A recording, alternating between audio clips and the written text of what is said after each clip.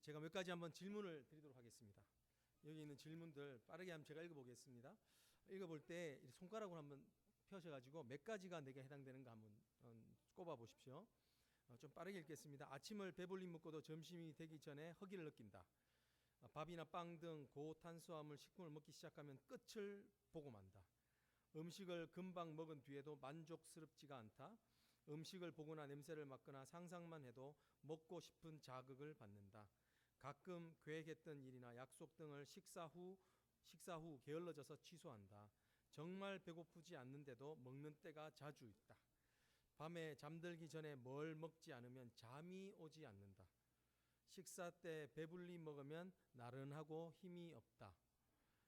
오후 3, 4시쯤 되면 피곤해지고 극도의 배고픔이 몰려온다. 배가 불러도 계속 먹는다. 다이어트를 계속 하는데도 그때뿐이고 다시 쉽게 살이 찐다. 스트레스를 받으면 먹고 싶은 욕구가 일어난다. 한 개. 집사님 한 개. 예, 두 개. 세 개. 네 개. 5개 이상. 네. 이게 탄수화물 중독증에 대한 자가 진단이에요. 예. 근데 여기 기준에 의하면 놀랍네요. 한 개, 2개 이상이 되면 중독에 걸릴 위험성이 많다는 거고요. 4개에서 6개 사이면 탄수화물 중독에 걸릴 위험이 아주 높다. 그리고 7개 이상이면 탄수화물 중독에 빠져 있다라는 거랍니다. 예, 이미 그 중독에 의심해 봐야 되는 단계인 것이죠. 네. 탄수화물은 사실은 우리 3가지의 3대 우리 영양 요소죠. 단백질, 지방, 탄수화물 이 3가지 꼭 필요한 겁니다. 근데 어떻게 우리가 먹는 이 밥, 밀가루 음식 이런 것들, 빵 이런 것들이 어떻게 중독이 된다고 말을 할 수 있을까요? 왜냐하면 그 안에 당으로 인한 악순환이 있기 때문에 그렇습니다. 우리 간호사인 이유경 집사님 얼굴을 보니까 갑자기 제가 당황이 되는 것 같은데, 예, 맞죠? 그죠, 집사님? 당의 악순환이 있기 때문에 그렇대요. 탄수화물을 과다 섭취하게 되면, 먹게 되면 우리도 빵돌이 빵숙이 많지 않습니까? 탄수화물을 먹게 되면 이 당이 우리 안에 쌓이게 되는데, 이 당을 이제 중성화시키려고 뭐가 이렇게 되냐면 인슐린이 분비가 되는 거죠. 그럼 인슐린이 이 당을 잡아서 이제 중성화시키는데 그 남은 인슐린이 있다는 것입니다. 그러면 이 남은 인슐린이 어떻게 하게 되냐면 또 우리 몸에 있는 당을 떨어뜨리는 겁니다. 당이 떨어지니까 또 어떻게 되나요? 빵을 먹었는데도 또 허기가 져서 또 빵을 찾게 되는 것이죠.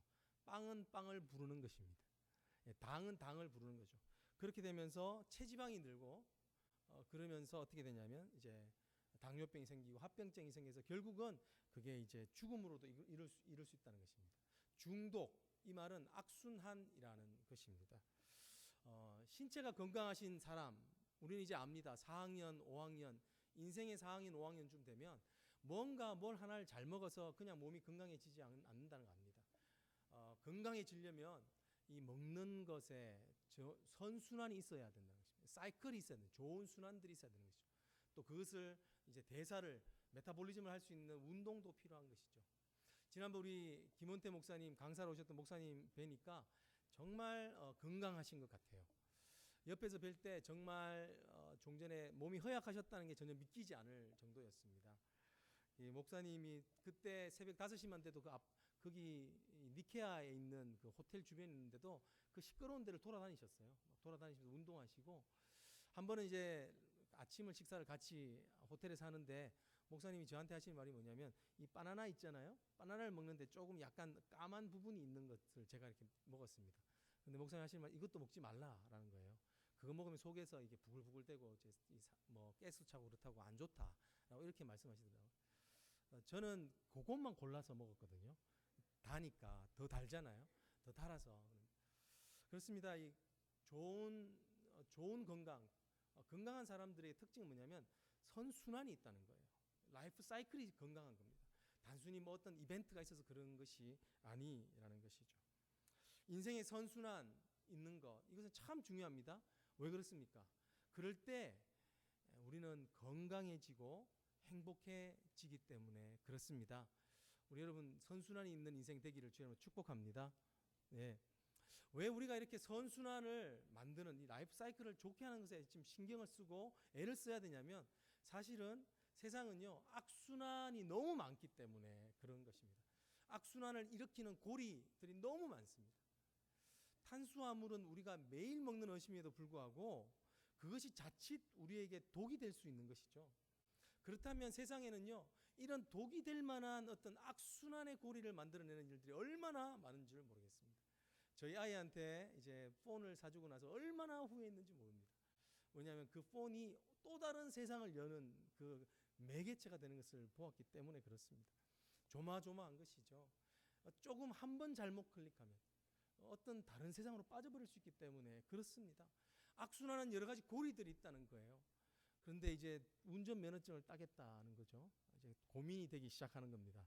또 다른 세계가 열릴 거니까. 그런 것입니다. 그래서 지금 황 집사님 어떻게 그 아이에게 차를 맡길 수 있을까? 이런 생각이 저는 문득 들면서 참 대단하다 하는 생각이 들었습니다. 그렇습니다. 우리는 문명의 이기라고 하지만 우리에게 편한 것 같지만 사실은 또 다른 악순환의 고리를 여는 것들이 많습니다.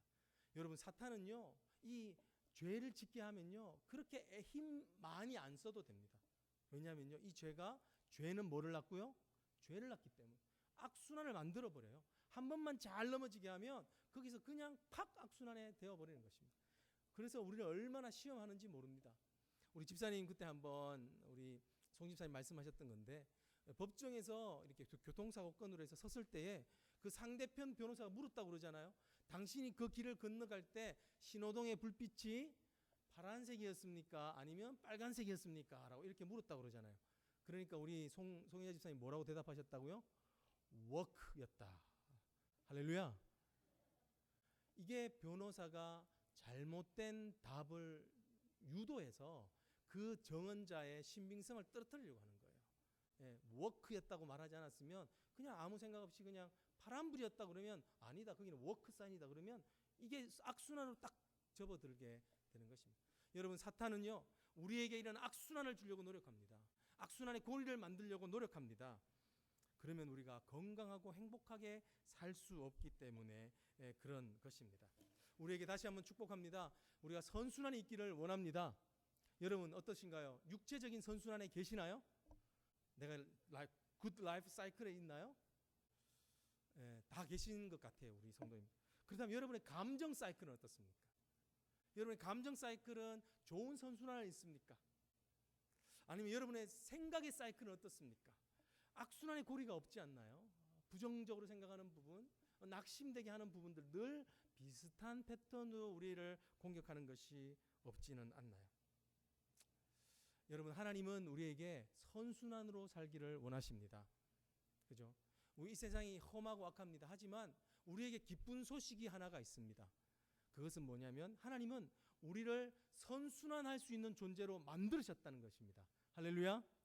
네, 하나님은 우리를 잘되게 하는 존재, 정말 성공하는 삶을 살아가는 그 선순환을 일으킬 수 있는 존재로 만드셨다는 것입니다. 이것을 정말 믿기를 원합니다. 저를 포함해서 정말 하나님이 결코 우리를 버리시지 않으신다. 언젠가 우리가 악순환이 있다 할지라도 우리를 건져주신다는 겁니다. 여러분 이스라엘에게는 별명이 하나 있습니다. 이스라엘 백성 할 때 이스라엘 그러기도 하지만 또 별명이 하나 있는데 한번 뭔지 아시나요? 여수룬이라는 뜻입니다. 여수룬. 하나님의 백성을 일컬을 때 이 별명으로 하나님이 가끔씩 부를 때가 있어요. 하나님이 그 별명으로 부르시면서 그 백성을 볼 때가 있어요. 마치 내 새끼를 품에 안고 너무 좋아서 하시는 말씀처럼 내 여수루나 이럴 때가 있어요. 근데 그 뜻이 무엇인지 이런 것입니다. 누가 뭐라고 그래도 내 백성은 내가 옳다고 인정한 자들이야. 할렐루야. 하나님이 이스라엘 내 백성이다 하는 말, 이 감격이 지나쳐서 누가 뭐라 해도 너희가 비록 틀렸다 할지라도 너희가 죄 가운데 있다 할지라도 나는 너를 옳다고 인정한 자야 라고 이렇게 하나님의 사랑을 표현할 때 별명으로 불러주실 때가 있는 것이죠. 너무 아내가 사랑스러울 때 별명으로 부를 때가 있잖아요. 고양이, 삽살개 뭐 이렇게 부를 때가 있잖아요. 하나님이 그렇게 불러주실 때가 있는 거예요. 왜요? 하나님이 그렇게 우리를 보시기 때문에 그래요. 하나님이 우리를 그런 삶이 되게 하실 것을 하나님이 하시기 때문에 그런 것입니다. 또한 하나님은요, 우리가 그런 아름다운 존재로만 나 혼자만 살아가게끔 하시지 않으셨어요.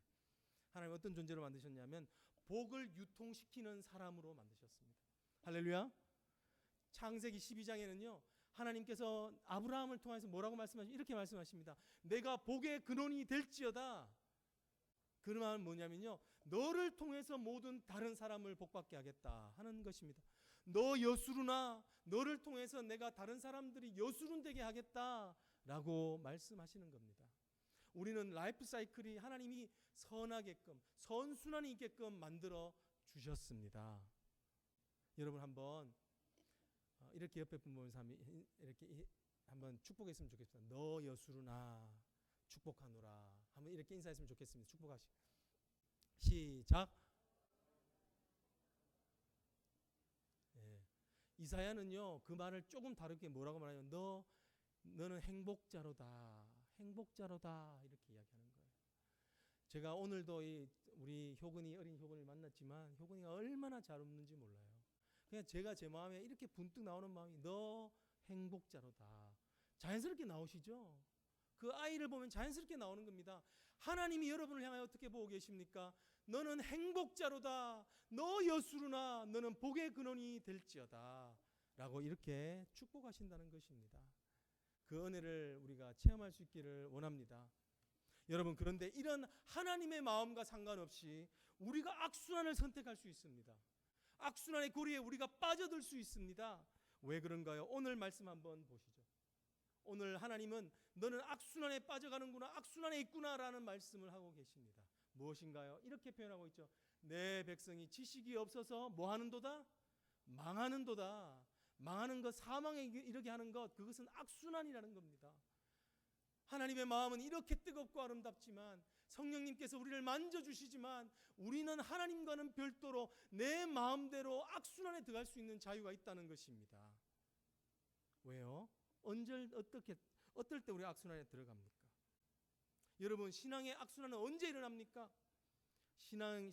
하나님의 보시기에 우리가 판단하기에 말고 하나님이 보시기에 신앙의 악순환은 언제부터 시작이 됩니까? 그것은 내 안에 하나님에 대한 지식이 없을 때부터입니다. 하나님에 대한 지식이 없을 때부터는 악순환에 이미 들어간 것입니다. 안타깝지만 오늘 그 말씀을 하고 계시는 겁니다. 오늘 원어적인 표현으로 한다면 이렇게 되는 것입니다. 여호와의 지식이 없다라는 말을 원어에서는 부족하여져 가는구나. 여호와의 지식이 부족하여서 내가 악순환으로 들어가는구나 라는 것입니다. 상대적으로 세상은 많은 지식과 많은 부가 늘어가고 있습니다. 그거와 더불어서 더 악해져 가고 있는데 우리는 여전히 왕년의 신앙을 붙들고 거기서 안주하고 있는 것입니다. 여호와의 지식이 상대적으로 줄어드는 거예요. 잊혀지는 것이죠. 여호와에 대한 감이 떨어져 버리는 겁니다. 하나님에 대한 그 간절한 마음들이 떨어지는 것, 하나님의 지식이 떨어져서 그 자체가 바로 악순환이라는 것입니다. 이것이 얼마나 그렇습니까? 이 말을 좀 다른 말로 하면 이렇게 되는 것입니다. 하나님의 지식에 대하여 관심조차 없는 것은 이미 악순환에 있는 것입니다. 하나님의 지식이 날마다 업그레이드가 되지 않는 것, 그것은 하나님의 세상 가운데 있는 악순환에 발을 디디고 있는 증거라는 것입니다. 여러분, 우리가 하나님의 지식이 있기를 주님으로 축복합니다. 하나님의 지식이 무엇인가요? 하나님의 지식. 여러분, 지금 이 말씀은 누구에게 하고 있습니까? 호세아가 이스라엘 백성, 하나님이 호세아를 통해서 하고 있는 이스라엘 백성입니다. 그들은 예배도 있습니다. 그들은 제사도 있습니다. 하나님의 율법을 알고도 있습니다. 하나님에 대하여서 기도도 하고 있습니다. 하지만 하나님은 그들을 향하여서 뭐라고 말씀하시나요? 너희가 하나님에 대한 지식이 없도다 라고 이렇게 말씀하시는 거예요. 오늘 그 말씀이 우리에게 하시는 말씀이 아닐 줄 어떻게 알겠습니까? 여러분, 여러분의 영적인 상태가 선순환 가운데 있습니까? 악순환 가운데 있습니까? 오늘 우리가 두려운 마음이 있기를 원합니다. 하나님의 지식은 무엇인가요? 여기에 보면 여기에 지식이라고 되어져 있는 것, 이거는 하다아트라는 히브리어를 쓰고 있어요.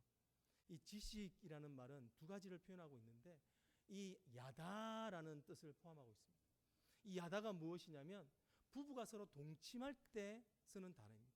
부부가 친밀히 서로를 엄밀한 공간에서 알아가면서 깨달아가는 것, 그럴 때 야다라, 안다 하는 뜻을 들어요. 그러면요, 오늘 이 야다는 뜻은 뭐냐면 하나님에 대한 지식은 어떤 지식입니까? 하나님을 체험적으로 아는 것입니다. 하나님을 지금 체험적으로 경험하는 것, 하나님에 대한, 하나님의 성품에 대하여 체험적으로 알고 있는 것을 바로 이 야다, 하나님을 깊이 아는 것이라고 그런 것입니다. 여러분, 하나님 알고 계십니까? 하나님을 체험적으로 알고 있는 간증이 있습니까? 오늘 그것을 묻고 계시는 것이죠. 어제 토요일 날 이야기를 하다가 어떤 미국의 영화배우 이름을 이야기하게 됐습니다. 그 이름은 안젤리나 졸리였죠. 그렇게 말하니까 우리 이동민 집사님이 이렇게 말씀하세요. 아, 졸리요? 마치 옆집에 사는 사람처럼, 마치 어제 커피를 마셨던 사람인 것처럼 그렇게 가깝게 이야기를 하시길래 제가 혹시 아세요? 라고 이야기를 했더니 잘 모르신다고 하시더라고요. 그렇죠. 아는 것이죠. 그렇지만 그 사람을 압니까? 그 안젤리나 졸리의 어떤 사생활을 압니까? 모르는 것이죠. 그것은 모르는 거예요. 알지만 모르는 것입니다. 여러분, 최근에 하버드와 스탠포드 대학에 동시 입학이 되었다고 하는 천재 소년 이야기가 있었습니다. 근데 알고 보니까 어떤 일이 일어났습니까? 가짜 합격증을 만들었다는 것이죠. 그 기사가 처음 나왔을 때는 다들 부러워했습니다. 아유, 참 잘됐다라고 했죠. 근데 진실이 밝혀지니까 무엇입니까? 가짜인 것이죠. 안타까운 것입니다. 진실을 아는 거예요.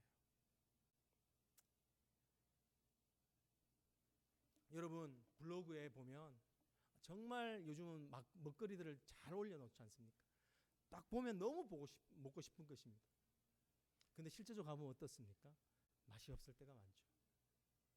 한 번은 우리 대서경제 그때 이제 가기 전에 한번 대접해 준다고 붉은 바닷가재 집을 갔습니다.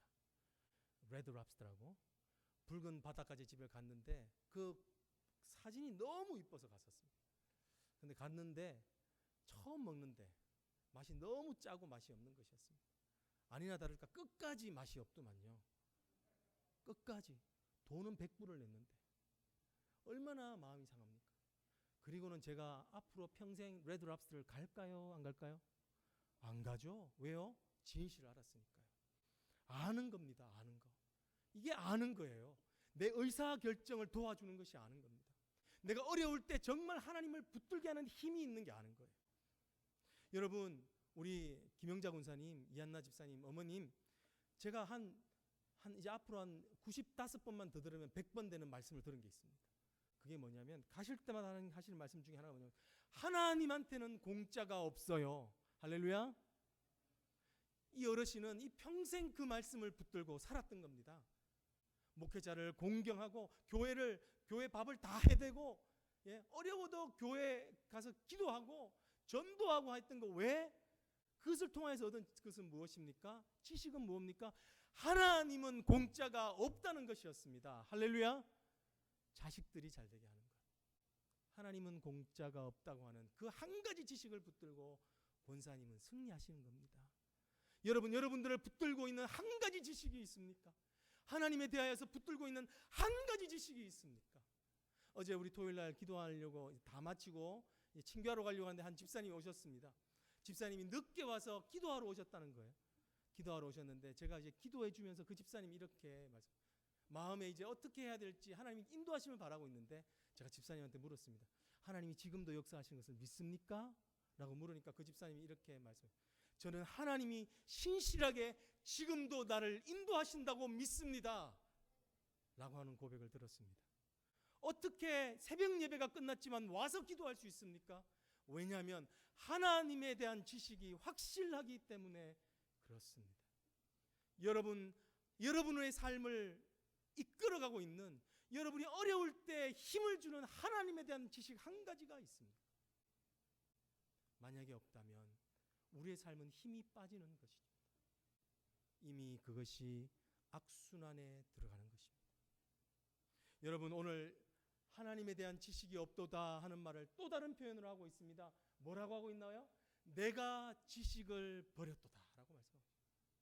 하나님에 대한 지식이 없다는 것은 다른 말로 하면요, 이게 옛날 번역에 뭐라 이렇게 돼, 내가 말씀을 버렸도다라는 것입니다. 하나님에 대한 지식이 없으면 어떻게 됩니까? 하나님의 말씀을 버리는 것입니다.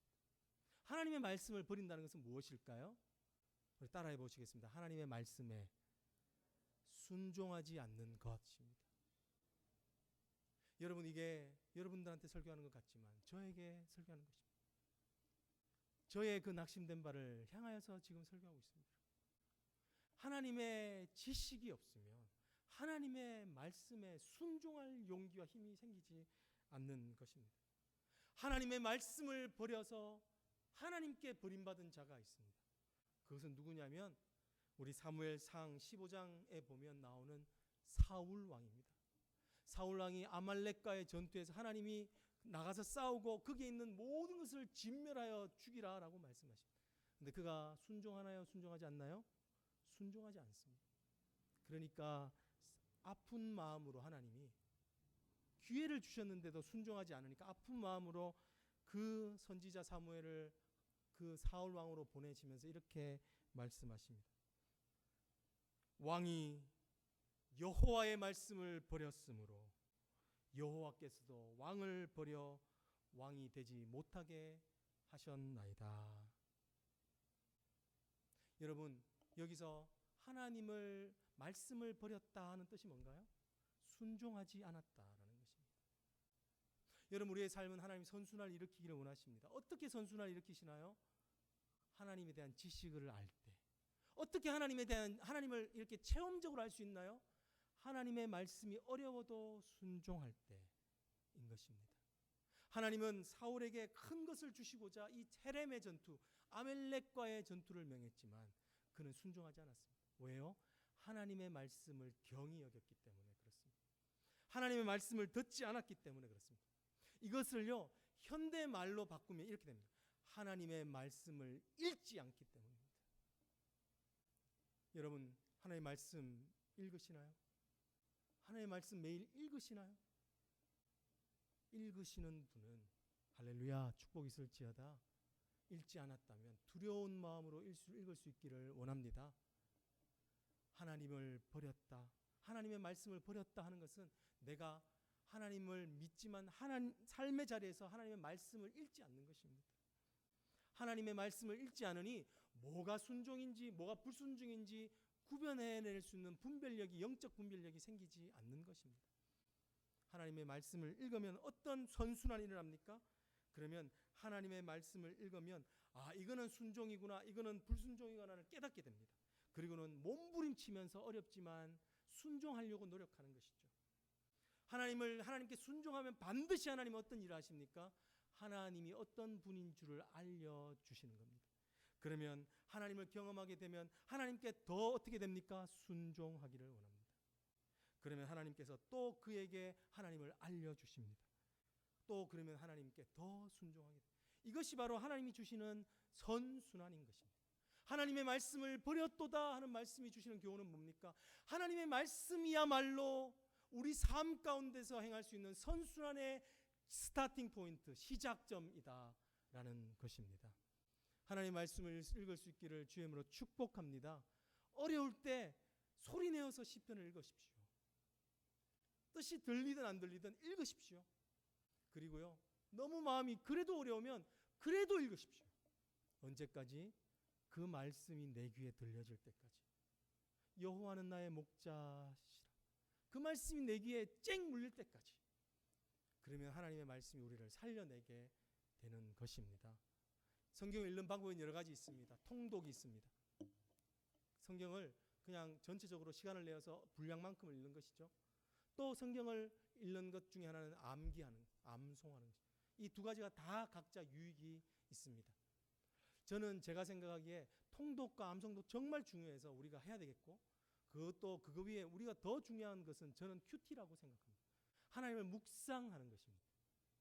왜 묵상이 중요하냐면 하나님의 말씀을 묵상하면서 내 삶에 적용하려고 하는 것이 이 묵상 가운데는 있기 때문에 그렇습니다. 묵상을 하는 자는 어떤 변화가 일어납니까? 내 삶 가운데 삶이 바뀌어지는, 내 생각이 놓여지는, 내 혈기가 누그러뜨지는, 내 계획이 바뀌어지는 그런 역사가 그 안에 일어나기 때문에 그렇습니다. 말씀을 읽을 수 있는, 특별히 묵상할 수 있는 은혜가 저와 여러분 가운데 있기를 원합니다.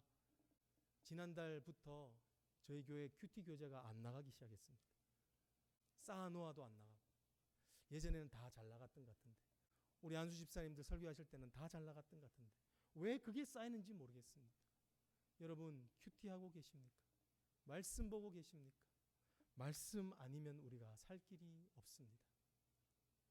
여러분, 왜 하나님은 이렇게 말씀을 강조하실까요? 왜 말씀을 강조하시냐면 말씀을 통해서만 성령이 역사하기 때문에 그렇습니다. 성령은 언제 역사됩니까? 하나님의 말씀이 임할 때에 성령이 역사하십니다. 하나님의 말씀이 우리 심령 가운데 있을 때에 그것을 통하여서 성령은 역사하십니다. 성령은 진리의 영이십니다. 진리를 통하여서 역사하시는 것입니다. 하나님의 말씀이 우리 마음 가운데 있을 때, 하나님의 말씀이 임하면 그때 우리의 삶을 통하여서 성령이 역사하시는 것입니다. 그것을 잘 볼 수 있는 것이 바로 에스겔의 환상 중에 이 뼈가 능히 살겠느냐 했던 마른 뼈의 환상입니다. 여러분 한번 보십시오. 제가 한번 읽어보겠습니다. 이 순서를 잘 보십시오. 말씀이 임하고 그 다음에 무엇이 임합니까? 또 내게 이르시되 너는 이 모든 뼈에게 대언하 이르기를 너는 마른 뼈들아 여호와의 말씀을 들을지어다. 주 여호와께서 이 뼈들에게 이같이 말씀하시기를 내가 생기를 너희에게 들어가게 하리니 너희가 살아나리라. 너희 위에 힘줄을 두고 살을 입히고 가죽으로 덮고 너희 속에 생기를 넣으리니 너희가 살아나리라. 또 내가 여호와인 줄 너희가 알리라 하셨다 하라. 이에 내가 명령을 따라 대언하니 대언할 때 소리가 나고 움직이며 이 뼈 저 뼈가 들어맞아 뼈들이 서로 연결되더라. 내가 또 보니 그 뼈에 힘줄이 생기고 살이 오르며 그 위에 가죽이 덮이나 그 속에는 생기가 없더라. 그 속에는 생기가 없어서 하나님의 말씀이 임했지만 아니 생기가 없는 거예요. 그런데 이 뼈들은 하나님의 말씀을 받았습니다. 어떤 말씀이요? 내가 이 뼈가 생기가 살아날지어다 하는 명령을 받은 것이죠. 그 명령의 말씀이 임하니까 그리고 나서 이 바로 다음이 여호와의 생기가, 즉 여호와의 성령이 임하여지는 것입니다. 여러분, 우리 인생을 우리 힘으로 선순환시킬 수 없는 줄 믿습니다. 누가 할 수 있나요? 우리의 영혼을 만질 수 있는 성령님만이 하실 수 있습니다. 성령님만이 이 교회를 움직여갈 수 있습니다. 성령님만이 우리를 변화시킬 수 있습니다. 우리의 생각 하나조차도 우리는 아무것도 할 수 없지 않습니까? 얼마나 어렵습니까? 그런데 성령님이 언제 역사하십니까? 우리 안에 말씀이 있을 때, 하나님의 말씀이 우리 안에 거할 때에, 그때 성령님이 우리를 회복시키시는 것입니다. 평양의 대부흥성회가 있었을 때에 그때 그 평양 대부흥성회로 해서 한국교회가 뜨거워지기 시작했던 때입니다. 그런데 그것도 똑같은 패턴이 있습니다. 그 선순환의 패턴이 있습니다. 그것은 사경연을 하는 가운데 말씀에 크게 치임을 받은 길선주 장로님, 당시 장로님께서 자신이 일어나 설교를 해야 되는데 설교를 하지 아니하고 자신의 죄를 회개합니다. 나는 아간 같은 자입니다. 죽어가는 내 친구가 나에게 돈을 맡기며 내 아내, 내 가족을 건서해 달라고 했는데 나는 그 돈의 얼마를 갈취했습니다. 나는 아간 같은 자입니다. 라고 회개합니다. 하나님의 말씀이 임하니까 그가 부끄럽지만 강단에서 자신의 죄를 고백하게 됩니다. 그럴 때에 그 앉아있는 1,500명 되는 성도들이 옷을 찢으며 회개하기 시작합니다. 이곳저곳에서 신음하는 듯한 소리가 납니다. 그리고 그때 보면 아이들은 거죽대기를 두르고 둘둘둘둘 돌아다니면서 회개를 했다고 합니다. 하나님 용서해 주십시오. 하나님의 말씀이 임하니 그 심령 가운데 박히게 되고 그 심령에 박힌 말씀을 통하여서 성령님께서 불같이 그들의 심령 가운데서 역사되어서 그 평양 시내가 예루살렘이 되는 별명으로 붙여지는 그런 은혜를 얻게 되는 것입니다. 그때에 그 광경을 목격했던 해리스 선교사님께서 쓴 글이 있습니다. 이렇게 말씀하십니다. 수천 명이 글 읽기를 배우기 시작했고 술주정꾼, 도박꾼, 도적놈, 살인자, 수천 명의 잡신 숭배자들이 새 사람으로 바뀌었다. 학교가 설립되고 병원이 설립되고 여성의 지위가 향상되고 무속과 우상 숭배에서 해방되고 일제 식민지 정책에 대항할 민족 의식을 고취시키고 독립운동을 일으키게 만든 기초가 된 것이다. 그리고 부흥운동의 결과 한국의 소돔이라 불리던 평양은 불과 15년 만에 거룩함으로 불타는 동방의 예루살렘으로 변화되었다. 할렐루야. 우리 안에 이런 변화가 어찌 없게 했다 하겠습니까?